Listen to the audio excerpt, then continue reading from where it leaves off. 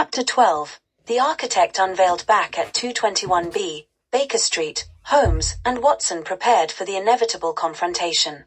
The final portrait, showing Holmes himself with a shadowy figure poised to strike, hung over their thoughts like a storm cloud. Holmes methodically reinforced the apartment's defenses, inspecting every window, door, and crevice. "They've saved me for last," Holmes said. "The architect sees me as their ultimate challenge. They will not falter now." The night passed in tense anticipation. Watson, revolver in hand, stayed close while Holmes sat in his chair, seemingly calm but alert.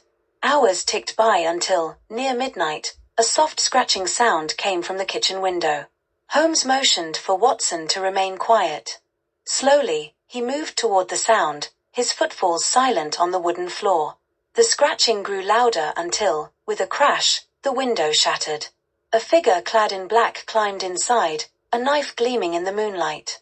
Holmes lunged, grappling with the intruder, while Watson aimed his revolver but hesitated to shoot for fear of hitting his friend. The struggle moved into the living room.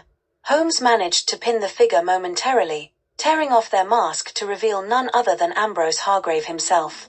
"You," Watson gasped. Hargrave's face twisted into a grin. "Did you enjoy my masterpiece, Holmes? Each stroke, each death, was a tribute to the perfection of your mind." Holmes replied, "You have orchestrated horror, Hargrave, not art."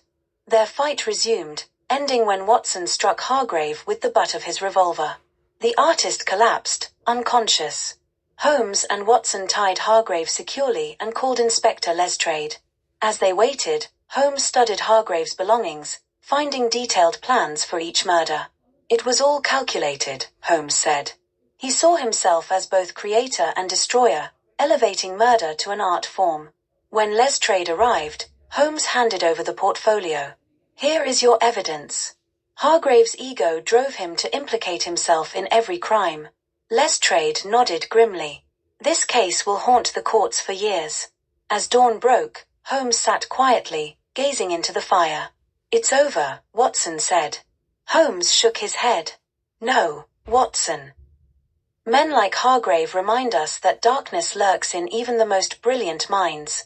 But we have struck a blow for reason and justice. That must suffice."